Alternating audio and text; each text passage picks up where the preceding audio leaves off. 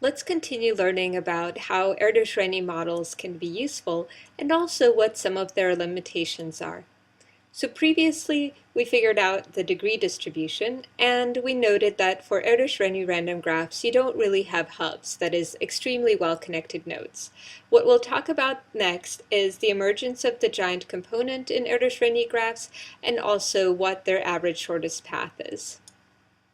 What I'd like you to do is to go to this app, which is a NetLogo app, to look at how the giant component comes about.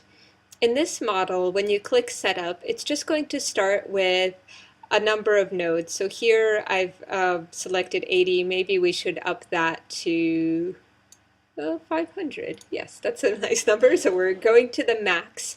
And if you just click on Go Once, you'll be adding edges one by one, and this can take quite a while.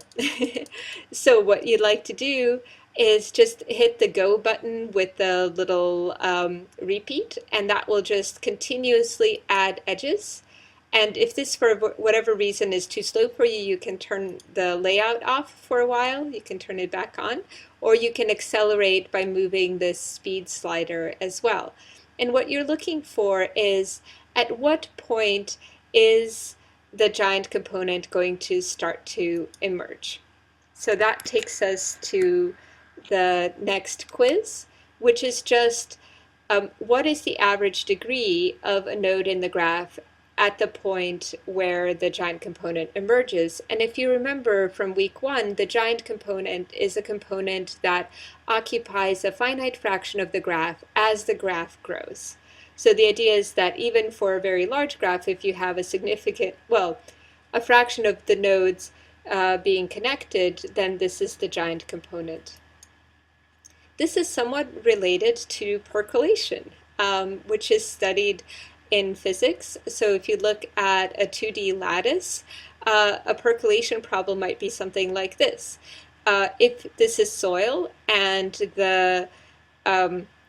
the gray areas are actually where there's no soil, and so water can go through, the question is at what density of these empty cells, that is, what fraction of all the spots do they need to occupy such that you start seeing the water seeping through. So I'd like you to go to this model as well, and I'll try to find it here.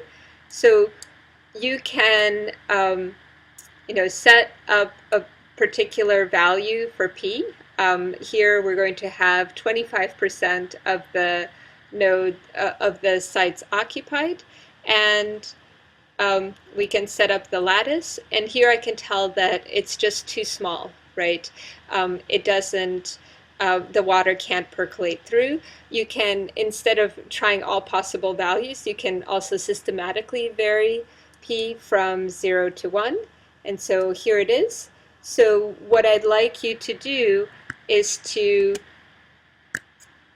answer the following quiz question, which is just what is the percolation threshold in a 2D lattice? What fraction of the sites need to be occupied?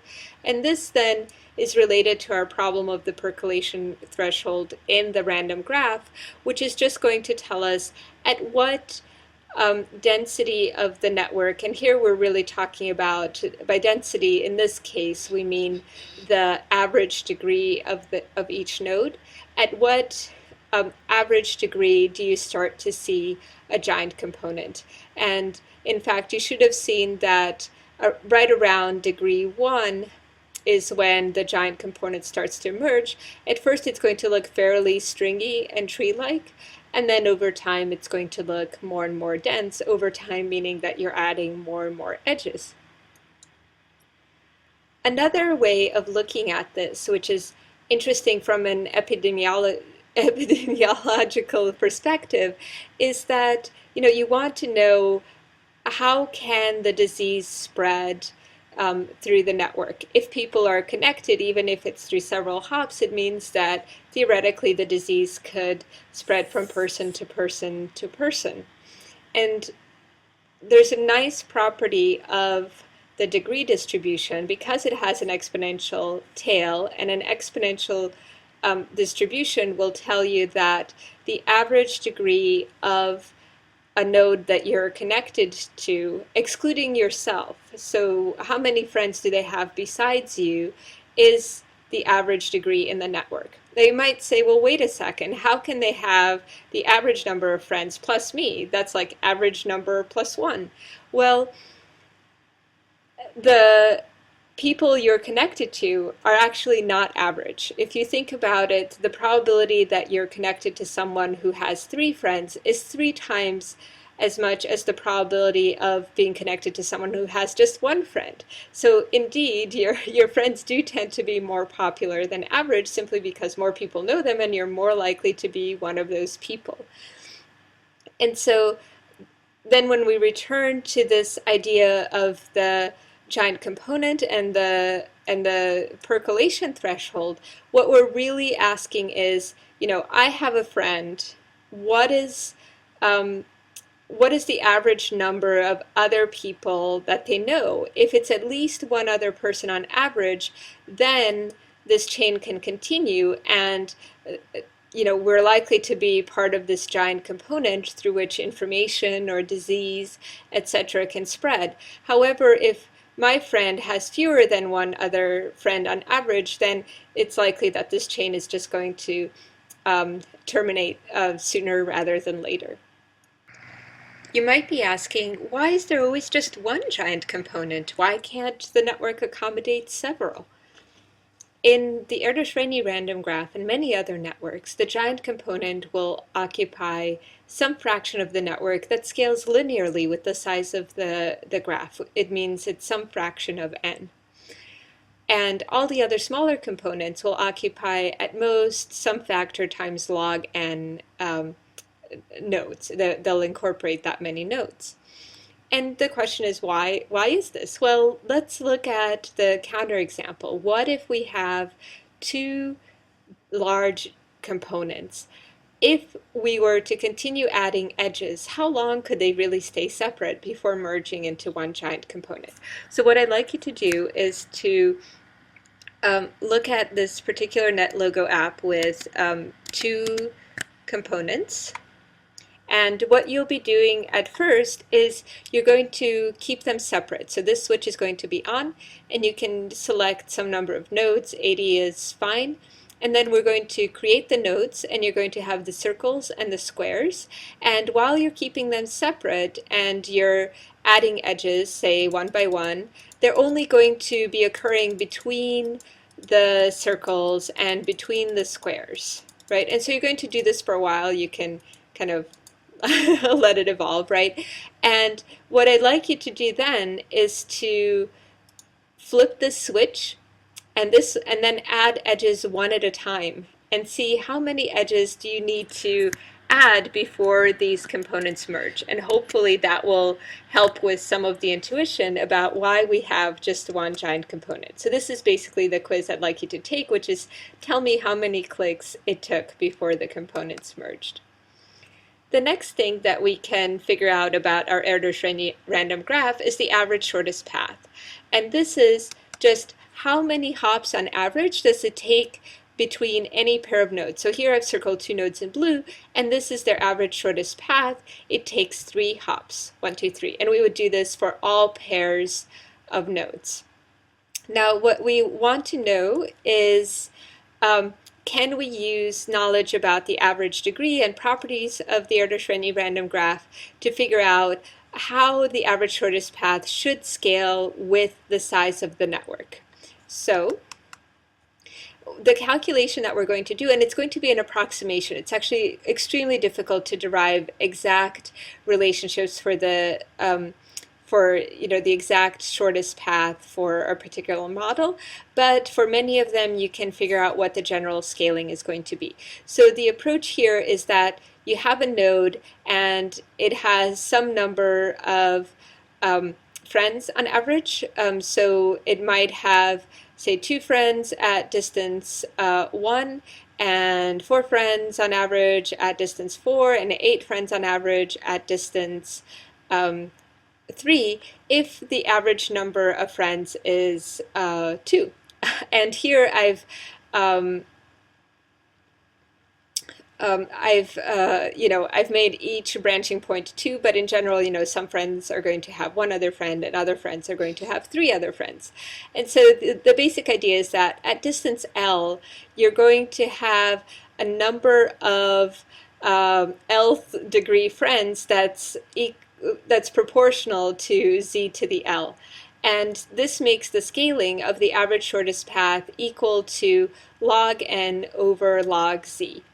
And again, this isn't an exact quantity, but a scaling and approximation. So there's something very cool about this, which is that the graph can grow very, very large, meaning that it has lots and lots of nodes, and yet any 2 nodes are going to be connected through a short number of hops. So here on the x-axis, I've plotted the number of nodes, and on the y-axis we have the average shortest path, and you can see that even as the network gets very large, you get the shortest path growing slowly. It's growing only logarithmically. So let's talk about logarithms for those of you who aren't as familiar about them. As you exponentiate a number, for example, with 2, 2 to the 0th power is 1, 2 to the 1 is 2, 2 to the 2 is 4, 2 to the 3 is 8. That exponent is what would happen, is basically if you were to take the log base 2 of 8, it would be 3, right? So when you place numbers on a logarithmic axis, what happens is that things that are powers of each other's, so 1 and 10 and 10 and 100, will be equally spaced. And so you'll be able to see exponential and logarithmic relationships between the variables. So if we plot now the number of nodes on the logarithmic axis on the x-axis, what we can see is then a straight line, meaning that this is the growth of the average shortest path. It's something like log n. And so just to quiz you, I'd like to know what happens to the average shortest path in an Erdős-Rényi graph when the number of nodes increases 100-fold. So for example, you go from 100 nodes to 10,000 nodes. What will be the proportional change in the average shortest path? The second aspect that I'd like to discuss, in addition to all of the neat things that we can predict with our Erdős-Rényi model, is the question of how realistic it is. We're going to consider some alternative models, alternative ways of generating graphs, and we're going to compare them in a series of little quizzes to what you would see with an equivalent Erdős-Rényi graph. So I would like you to go to this particular NetLogo model. And so let me just go to that model, in fact. Okay, so in this model, you can generate your regular Erdős-Rényi random graph. It's reporting several things back to you. So here's the degree distribution, the size of the giant component, the average degree, and the average shortest path within the giant component. So probably you want to start off with using probabilities, p, instead of the number, which is the average number of neighbors that you want in your network. And you can lay out this network, and there's some parameters you can change. For example, the length of the springs, or the repulsion strength, and even the spring constant, and you can see how all of those work out for you. The main point is just that you see a little bit of the network structure and you can evaluate what the model is doing. Now, the first model that we'll be looking at is the introduction model. In the Erdős-Rényi model, what you have is just nodes forming edges at random. And you might think, well, in a social network, maybe that's not that realistic. Certainly some encounters are random. However, a lot of people we meet through our friends. So keeping the same probability of linking, what I'd like you to do is see as you vary this probability of being introduced to a friend. So if it's 0, it means all of your edges are purely random, so it should look really similar to an Erdős-Rényi graph. However, if you increase this probability, most of the edges that you get should occur through introductions. And so you may want to compare the structure. So let's see what the quiz asks. This is our model. We want to know, relative to the Erdős-Rényi random graph, whether there's difference in the number of edges, in the number of closed triads, that's these guys, where all three people link to each other, the average shortest path, the degree distribution, and the size of the giant component. The next model we'll consider is a static geographical model. So each node is going to try to connect to some number of its closest neighbors. Some nodes may end up with more neighbors simply because a lot of others were close to it and not, but it already had its three closest neighbors. And for this one, we'll want to turn off the layout just so we can actually see the geography at work. I'm going to also switch to the num neighbors determining the density of the graph. And so I'm just going to click on stat geo, and it's just highlighting the largest connected component here in red. And what we'd like to know about this one, let's see what our quiz is. We'd like to know, relative to the Erdős-Rényi random graph, whether this kind of static geographically generated graph has longer or shorter average shortest paths, broader or narrower degree distribution, and smaller or larger giant components. So to compare something like that, all you would do is, without changing any other parameters, you would click on Erdős-Rényi to generate an equivalent Erdős-Rényi random graph, and then you would look at the size of its giant component, average degree, average shortest path, to contrast with the other model. So going back, the next one that we will consider is the random encounter model.